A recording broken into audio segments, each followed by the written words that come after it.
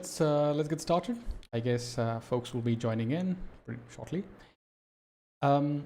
So today's stream, it's actually going to be a good one. I've done a little bit of preparation, so we should have a little bit of, we could possibly discover things that we didn't know. At least some things that I didn't know, and kind of pick them up while preparing for this talk. So we're basically going to dive into WebAssembly and the WebAssembly system interface. I hope I get time to dive into the WebAssembly system interface, because I actually wanted to focus on, you know, the really fundamentals, you know, the most basic pieces of WASM or WebAssembly. So if we get a hang of that, then I think as we go forward, you'll start to hear a lot of work that's happening in the WASM world. That'll all start to make sense. So we'll get started with WASM first, and then we'll try and jump into WASI, which is quite interesting. Okay, so yeah, hi Uday. So let me actually quickly jump into the main the main homepage. I hope everyone can see this. Is the font size okay?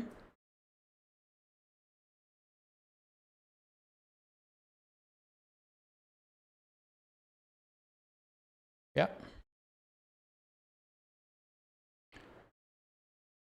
Okay. I presume it is okay, because to me it looks good. So yeah. So what is WebAssembly, or rather it's abbreviated to WASM? What is it? Now, we're actually going to go through a pretty decent example to just kind of, you know, for it to make a lot more sense. But WebAssembly or WASM, the simplest way to understand that is that it's a binary instruction format.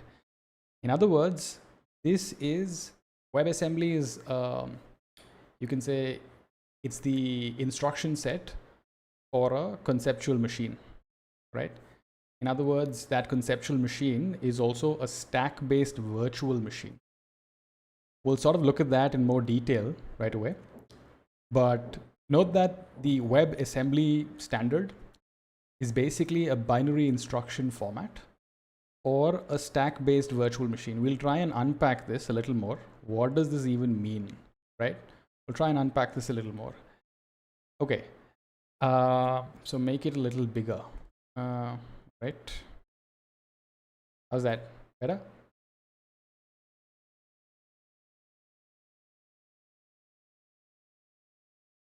The font size okay now?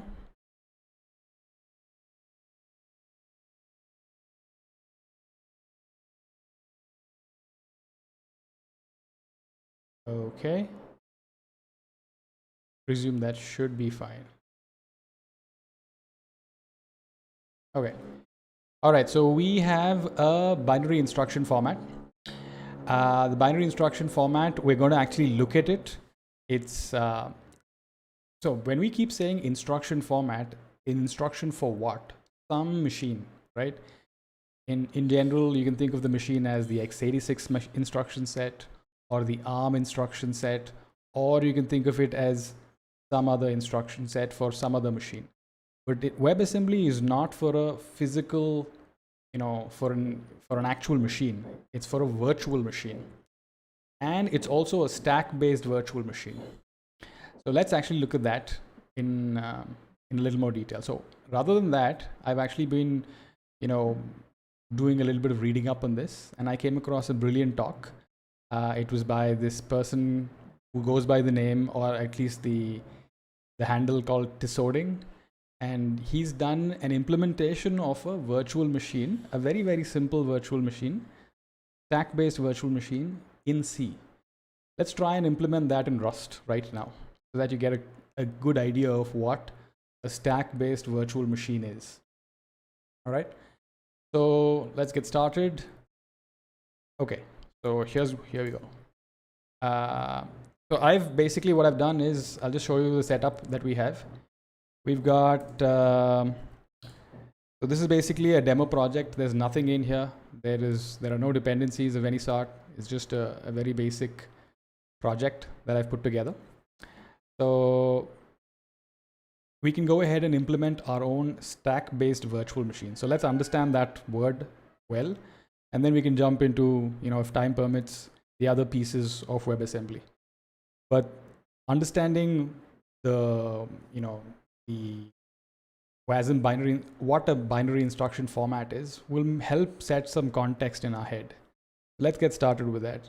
So the first thing that we need to do is, when we say a binary instruction set, basically there's a set of instructions. Instructions can be things like push, add, pop, multiply, subtract, etc. All of these things can be instructions. By the way, if you guys hear any background noise, right, I can't help it. There's some kind of odd work going on at my place, so you'll have to bear with me. We'll anyway get through this a little well. Do you hear it? Sorry, do you hear any background noise? Any of you? Do you hear something like a hammering thing?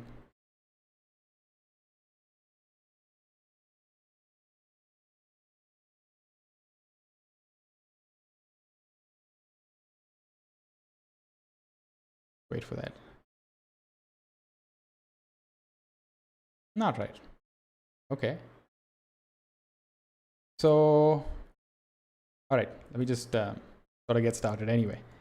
So let's actually go ahead and get started. We'll say that I've already done this, so just so that I don't miss out and end up making mistakes, I've sort of done this. So let's list, as I said, a binary instruction format. Basically, you're going to have a list of different types of instructions. So let's go ahead and talk about that. So let's just say I have a push instruction, I have an add instruction, I have a print instruction.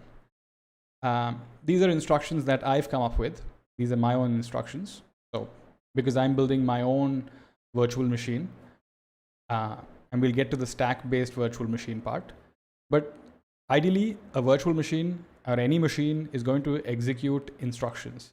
Those instructions are what, sort of make up your instruction set. Let's assume that we're building a very simple virtual machine with just these three instructions. Something called push, add, as you probably know by now, add is nothing but adding two values, in this case, two numbers. And then there's a print. All right. So with that, let's actually move to, now that we know that this is the list of, this is the list of instructions that we're looking at. We'll try and look at, what a typical instruction would contain. So a typical instruction can be something like, I'll just say the instruction type, which in this case can be a push or,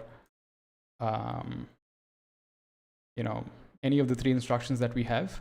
So let's just call the instruction type. Then it also has instructions operate on some data, right?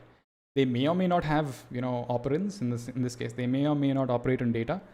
So let's just call this an option of view sizes, right? So far so good. This makes sense, right? It's very simple. We are basically saying that we have a list of instructions. We are listing the type of instructions that our virtual machine understands. And then we're saying each instruction is, is a type plus, the data that it works on. All right. And let's also talk about, let's actually get the main method also in, just so that we don't get any MO errors. So we've got this. We've got the instruction type and the actual instructions themselves, the way we're representing them. And then we'd also like to look at what is, we have the type of instructions. We have, what an instruction is going to be. It's going to be the instruction type plus the data that it works on. And then if you wanted to simply understand, simply figure out what, what kind of programs your virtual machine is going to run, I'll just go ahead and create a program right now. the way I'm going to do that is I'm going to basically going to say it's, you know, it's a program is nothing but a list of instructions or an array of instructions. And I can go ahead and list them down right here. The way I can do that is I can simply say this. This is going to take a little while. So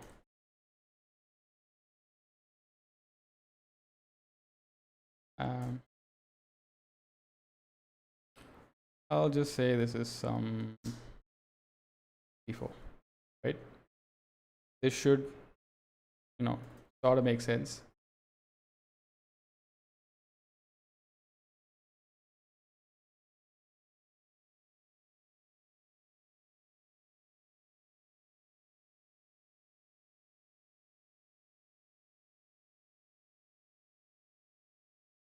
Okay, where did I go wrong?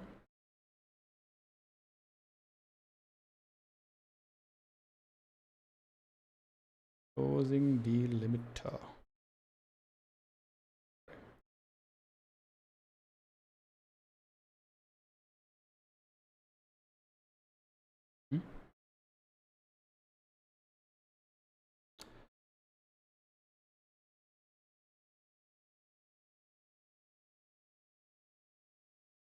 Okay, so these are my 4 instructions, right?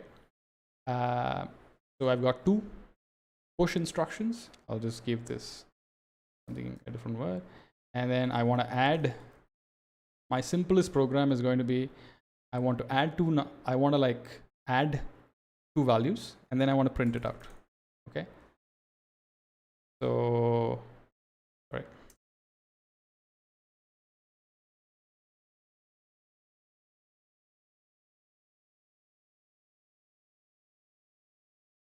Right. So these are my instructions, and this makes up my program. So far, so good, right? I think I'm missing. Oh, those are my instructions. That's pretty good. Now, all we need to do for a stack-based virtual machine is we need a stack. Let's get the stack first. So the stack is, I'm going to actually say the capacity for my stack is, let's say, there's about 256 elements in here. Actually,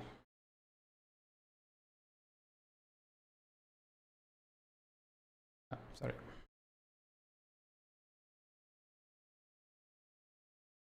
And then, so by the way, I'm going to be using some unsafe, you know, I'm going to be using the keyword unsafe because this implementation does make use of global mutable statics. Just, you know, because all we're doing is we're trying to get through an example. I don't want to make it too complex. So we're just going to use unsafe because anyway, it's completely single-threaded, still fine. So here's our stack. Our stack is what? It's just simply going to look like, you know, hit my keyboard. It's going to be stack capacity.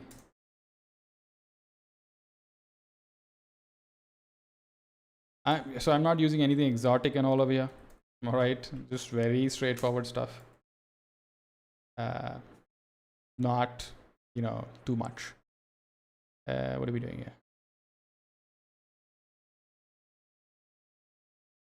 Constants cannot refer to statics. Sorry.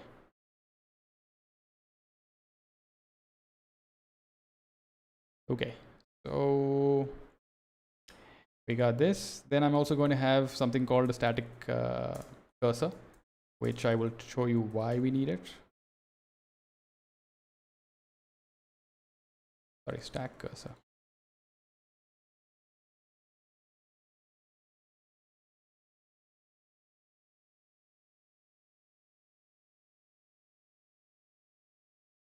Okay, so far so good, right? This is all stuff that, you know, we know. Now, the important thing that we need to do is, what does the virtual machine do? I give the virtual machine a program, which is this. These are instructions. The virtual machine will, you know, sort of iterate through all the instructions in the program and then basically execute that instruction, right? That's all we're going to do, correct? So the way to implement that is very simply put. I'm simply going to go ahead and write a for loop for this.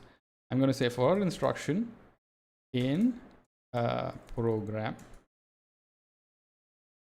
dot because it's an array anyway, so I'm going to iterate over it. I'm going to match on each of the instruction.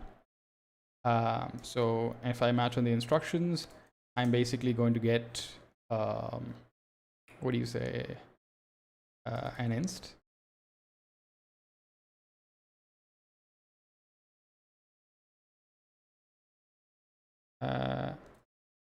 I can go ahead and do this, right?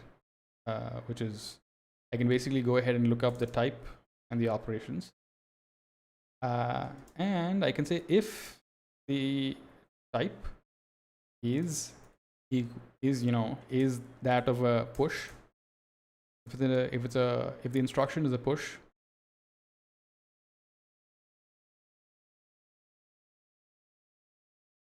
I want you to go ahead and do something. Okay. So yeah, I hope this makes sense, right? This shouldn't be that difficult to make sense. You know where I'm going with this. Okay, yeah, this is we need to establish equality over here. So let's do that. So we do derive.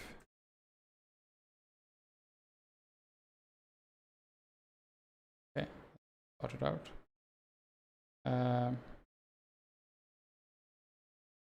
Okay, sorry.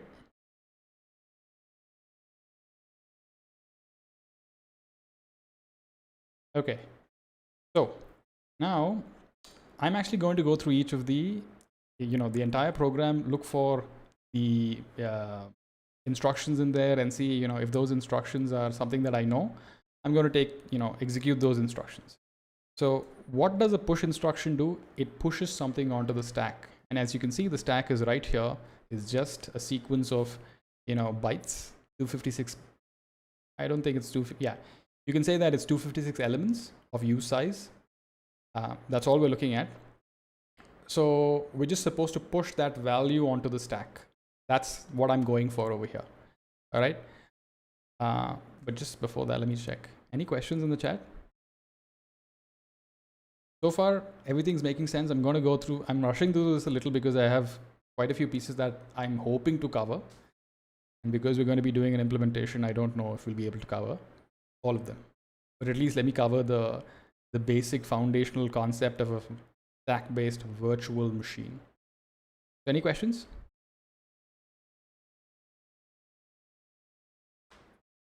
Okay. Okay, I guess not. So let me go ahead and first do this first. Let me say that, okay, I want to handle all the instructions that I have. I only have 3, so I shouldn't be too big of a deal.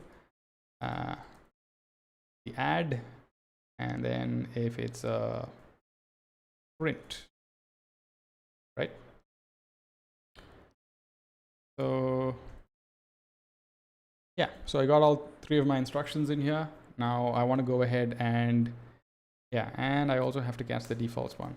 If it's none of them, basically want to say it's unimplemented, invalid instruction. Right?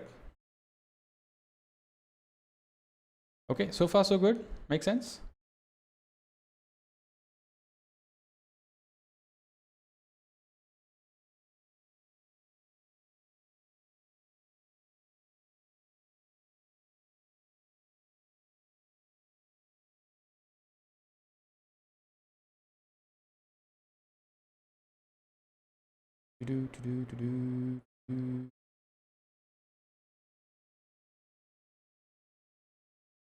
Sort of makes sense, right? Okay. Yeah, looks like it makes sense. Now, what we want to do is I told you I want to push something onto the stack. So let's actually implement that. The way we're going to do that is we're going to say stack push. I'm going to push a value. That's a use size, whatever value I'm getting. I don't return anything. So I want to push something onto it, but first I want to ensure that, I don't, sort of exceed the capacity of the stack. So I basically want to say the stack cursor, stack cursor is less than the stack. Got this dumb keyboard that keeps irritating me. Okay, what's this? Stack cursor. Yeah, sorry. This is the unsafe part because all of this is global, mutable,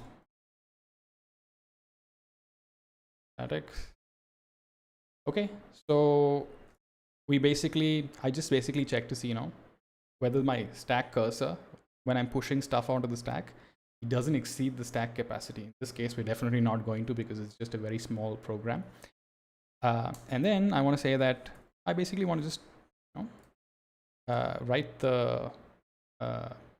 this to the stack. So,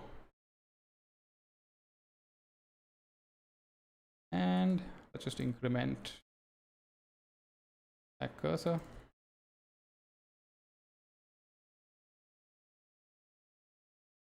Right? So this is my push method, right? And let's also, okay, let's first do sort of add the push method in, then you'll probably get where we're going with this. So what we're going to do over here is we're simply going to push the value that we got onto the stack. So the way we do that is we say match op. This match op should give us some value, which is in this case, some value. And or it should give us a none, right? So if it's some, then I basically want you to push it onto the stack, which is stack push, right? And make a copy of that. If it's none, basically this should be unreachable. Never be able to get to the point.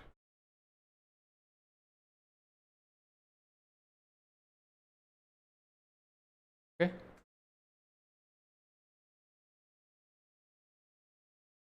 Right. Does this make sense?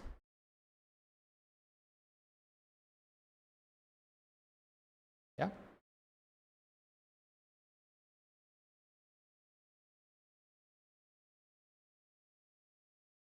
Okay. That's it. We basically implemented a push method, and the idea is if you're iterating through the list of instructions of the program, you come across a push instruction, you're basically going to push whatever value is given to you, whatever value is in that instruction, you're going to push it onto the stack. Simple. Now, what do we do for add? For add, we're basically going to take the top two values on the stack that we've already previously pushed. We're going to take those two values, basically pop them off. We're going to add them and then push it back, right? That's pretty much what we're going to do. So I could possibly just, sort of use the same method here. And I could say stack pop. Doesn't, you're just popping stuff. You don't need anything, but you are going to return something. So here you would want to actually check that the stack cursor is greater than 0. That's very important because if you're popping something, you don't want to be popping empty stuff from a 0 size stack or something like that. And then you'd actually want to first increment the stack, and you'd also you'd basically want to go ahead and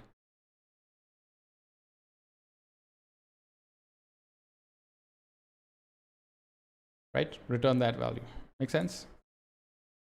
You're just popping something off the stack. You're taking whatever's on the stack and you're returning that. You're popping something off. Make sense? Yes. I hope I've not lost a couple of my streams were my messages are going through. I hope the chat is working.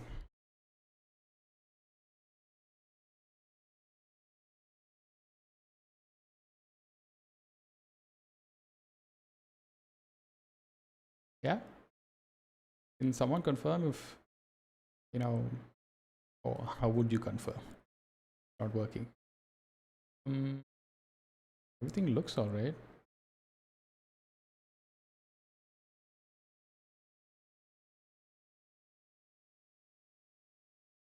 Okay. Yeah, someone says yes. Thank you, 0xba1. All right, so we've done this. Now, if you were to go ahead and just basically do an add instruction, we pretty much, we can do the same thing, not the same thing, but we can try something like this. Let's say let first is, a stack pop, and let second is also a stack pop, because you're going to pop 2 values of the stack, and then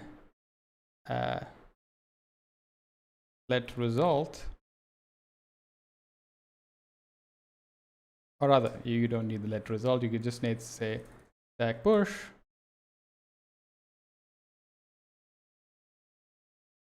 first plus second.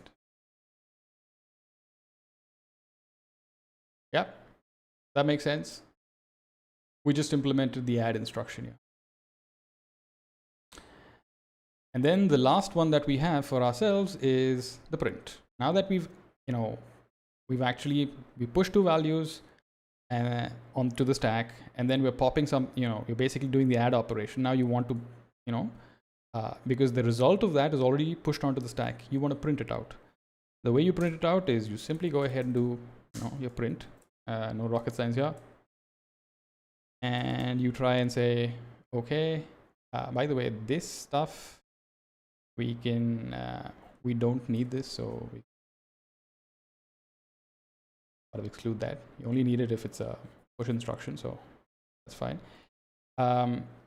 Because this is a print that we're trying to do, what we're going to do is we're going to basically do a stack pop.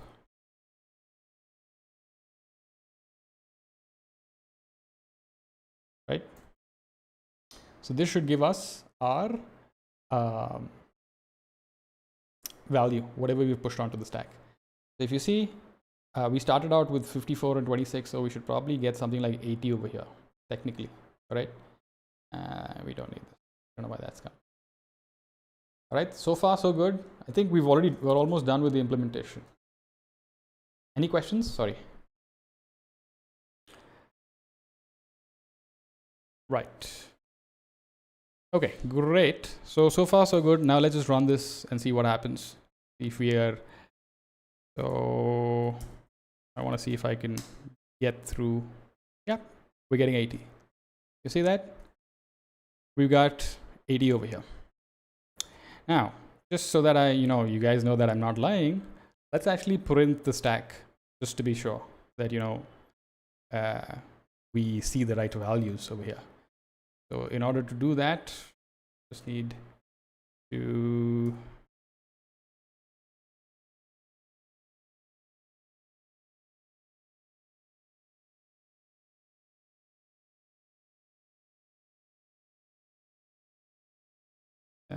let's try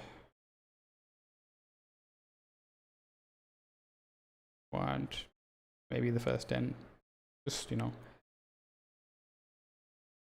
yeah, and this is going to be unsafe because this is a global mutable static, right? Okay, so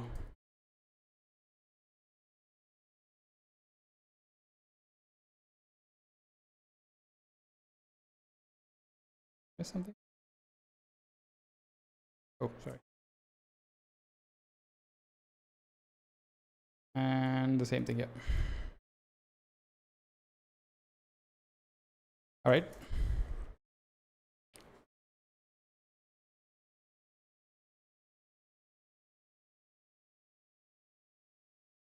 Okay, so if I went ahead and printed this out, you should now see, by the way, let me just increase the font size here. All right, I hope you can see this now. This is actually my stack. It's supposed to be 256 elements, but I've sort of only taken the first 10 elements. If you see, I start by pushing 54 on top, then 26, then I do the addition, and we end up with 80. This 26 should also have been popped off. We're not actually zeroing out, or rather, when we pop something off, you're supposed to remove that element. We're not doing that correctly. But effectively, our stack-based virtual machine still works. You get an 80, you print that out, then this is the final state, right? So that's basically what we call a stack-based virtual machine. All right. That's, that should now make a lot more sense. When we talk about WebAssembly, what we're basically talking about is this. This is a stack-based virtual machine. That's about it. This is what it looks like. Now, with WebAssembly, this list of instructions is a little larger, and it covers a lot of other things like memory operations, etc. You could actually take a look at the entire list right here. I think I have it opened up somewhere here. Yeah. So there's an opcode for each of them. For each instruction, there's an opcode for branching, for control, flow statements, and calling, and a lot of other things for getting and setting and all of that. So there's a few more instructions, but in a sense, you'd see that the virtual machine, a stack-based virtual machine, is basically you get a stack and you have some instructions. You loop through the list of instructions and you go through them one by one, executing those instructions. All right. Although the WebAssembly binary format is much more, is much more efficient, is much more performant, etc., etc., etc., because obviously it's an actual instruction set, unlike ours. Any questions?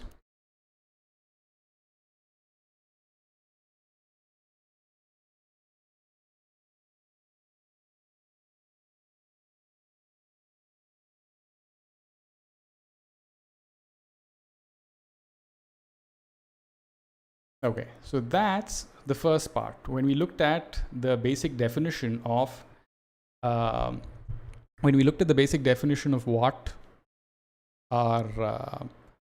what WebAssembly is, we saw that it's when you looked at that, you said WebAssembly is a binary instruction format for a stack-based virtual machine, and that's what you just saw.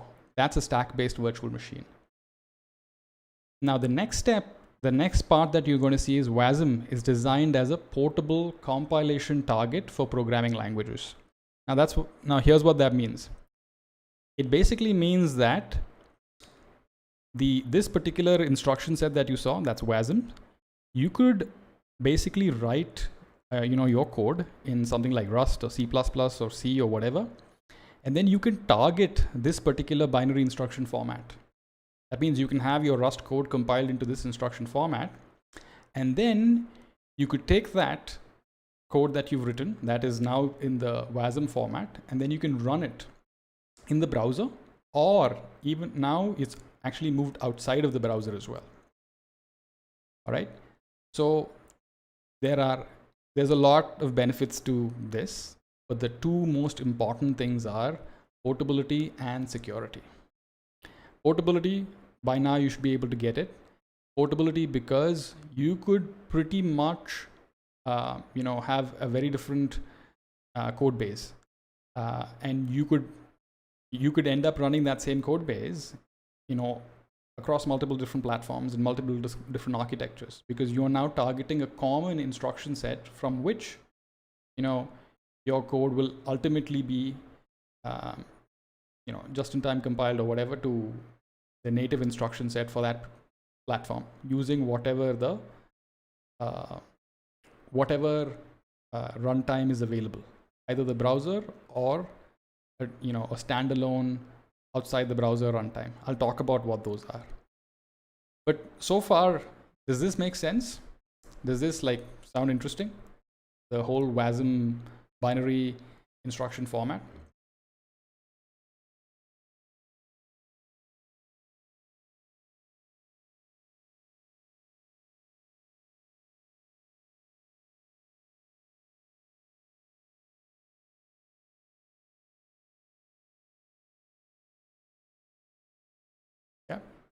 Any questions so far?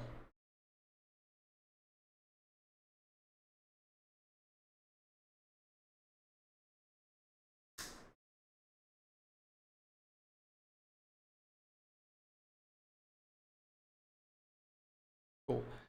Okay, so yeah, makes sense. So basically, you are effectively writing, whatever it is that you're writing, your whole business logic, you're writing it in a language of your choice. Yeah, what are the runtimes if there is no browser? That's a great question. I'm just going to come to that. There's a lot of work that's happening. There's actually an explosion in this space. The number of runtimes that are available right now outside of the browser, you have the most popular one is called wasmtime. It's by the core group that actually came out with the WebAssembly binary instruction format. It's pretty much the most popular one. It's now being used by a lot of players, like I believe Fastly, and they've actually got a list over here. It's a bytecode alliance project. So let me see who's using this. Yeah, pretty much all these guys are actually working on wasmtime, and it's being used by a lot of players, bigger players, officially in production. This thing has hit production. That means it's being used in production. So this is the most popular one that I know of. Apart from that, there are, there's things like wasmedge, wasm, then there's something called wasm micro runtime. There's a whole list of them. I was actually looking for a consolidated list somewhere. I couldn't find it, but I've listed some of them in my notes.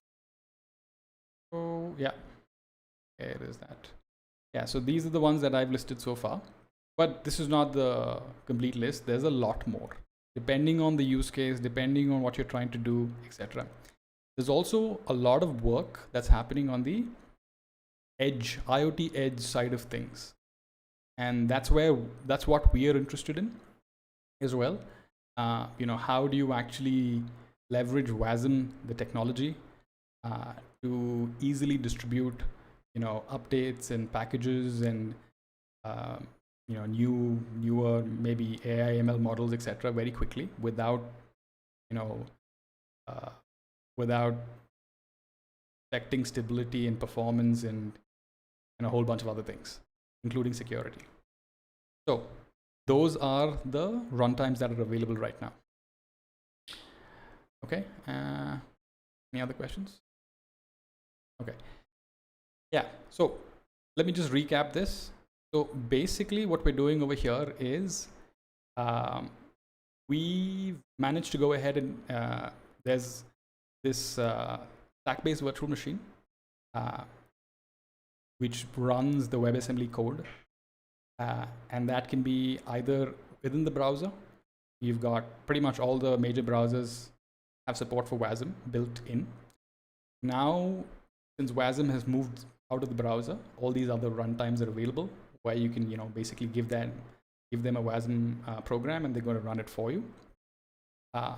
Now, the last piece that I actually wanted to cover before I run out of time is this, which is called the WebAssembly system interface. The WebAssembly system interface is very important because so far what I've talked about when I said, add two numbers or maybe do a matrix multiplication, maybe do some calculations here and there, all of that is actually in a sandboxed environment. In other words, we are pretty much limited to running pure functions. So if you know about functional programming, you would say that you are not actually, doing things like accessing operating system resources, like opening a file or handling a socket or managing your CPU cores. You're not doing any of that. You're basically doing pure function computing. That is, so there are no side effects in your computation. Pretty much you're limited to that when you use pure WebAssembly as is. And that's good for many scenarios. For example, if you're doing just, maybe you're just running a model, you probably don't need anything apart from, pure functions. You just need to do a couple of calculations and produce some result at the end of that calculation. So that works. But you can't do, all of the things that you want to when you're just dealing with the standard sandboxed environment in WASM.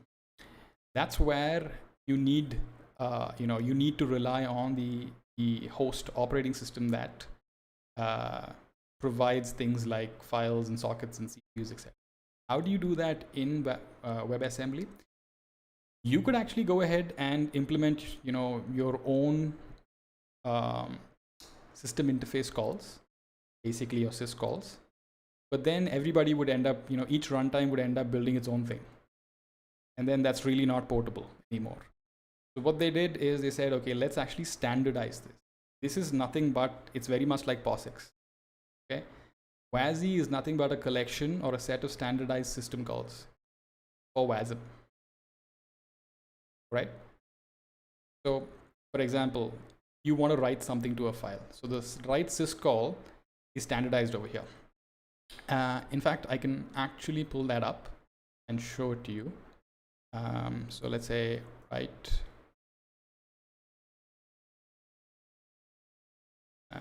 WASI. I haven't looked this up, hoping.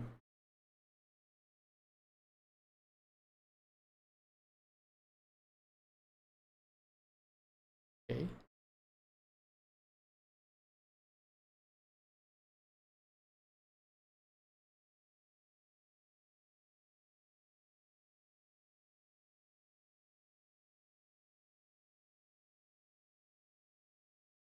Yeah.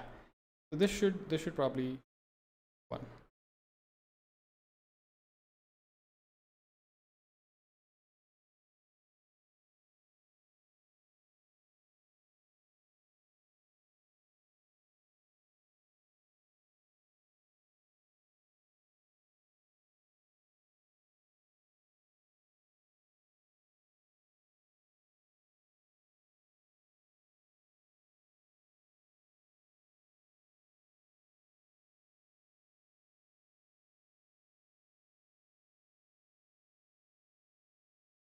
Okay, I don't seem to remember where.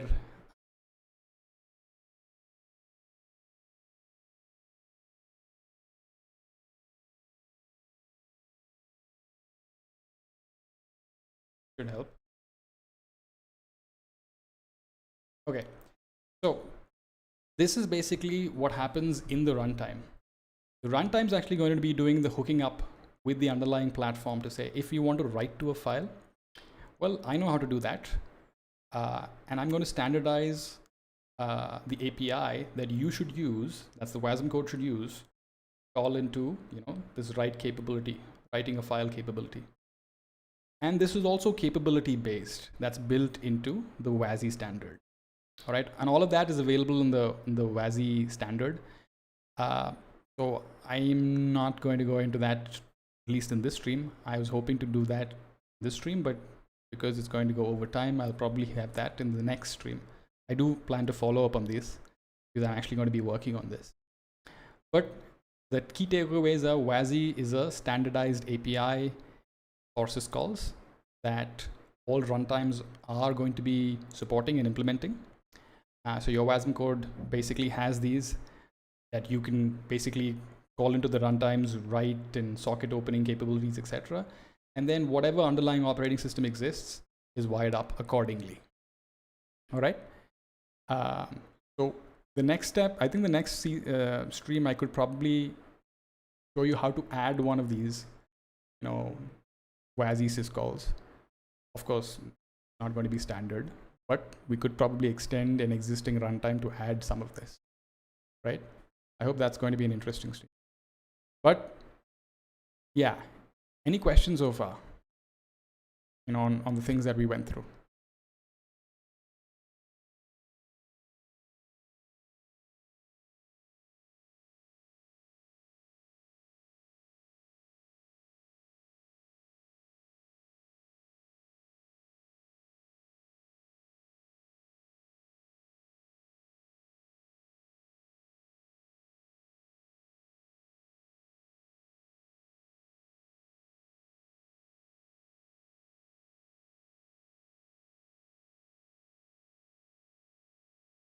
Any questions? I hope this was not like too fast. I hope, you know, I was able to keep a good pace over here. Right, there are no questions. Okay. All right, so that's kind of what I wanted to, talk about in terms of WebAssembly and the WebAssembly system interface standard.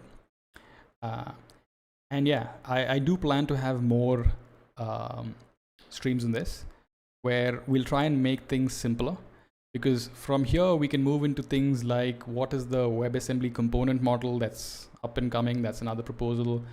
There are people that are working on, there's actually companies that are being spun up solely leveraging WebAssembly. WebAssembly has other benefits as well in terms of cold start. That is, how quickly can you spin up, a WASM module versus how quickly can you spin up something like a container. So WebAssembly is usually being compared with containers. I'll tell you more about that in the next session as well. Are there any syscalls in the browser-based WASM? Yeah, so that's that entire structure. The entire browser workflow uses something called mscriptin. It's very similar. You're not doing anything different. You are hooking up to, at the end of the day, some syscall, but the browser does it for you. That is, the WASM module pretty much reaches out to JavaScript, and JavaScript reaches out to your, whatever your host implementation is, and then that's how things flow. Right. So if you wanted to learn a little more, I actually made a few notes on how things work in the browser. So in the browser, it's not actually very straightforward. What happens is, first you have your, you basically serve your HTML file, which contains some JavaScript. That JavaScript in turn loads a WASM module, which is your WASM code. And also the WASM modules cannot be fetched locally. They have to be fetched over an HTTP URL. So once that's fetched, then your WASM module starts running. If it's going to need external resources, that means things that it cannot take care of. If it's going to require external resources, then it'll reach out again by calling into JavaScript, saying, okay, I want you to do this, either the syscall or whatever it is that it wants. I want you to access the GPU, I want to access the camera, whatever it is, right? So all of that is, essentially the browser handles most of that glue code and sticky and, that entire workflow. Outside of the browser, it's much more simpler. You just have a runtime, and then you ensure that it's WASI compliant. Then you now have all this portable code available to you.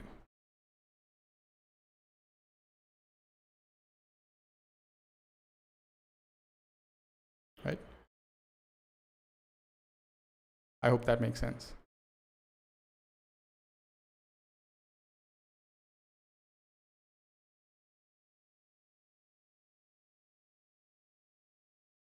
Cool.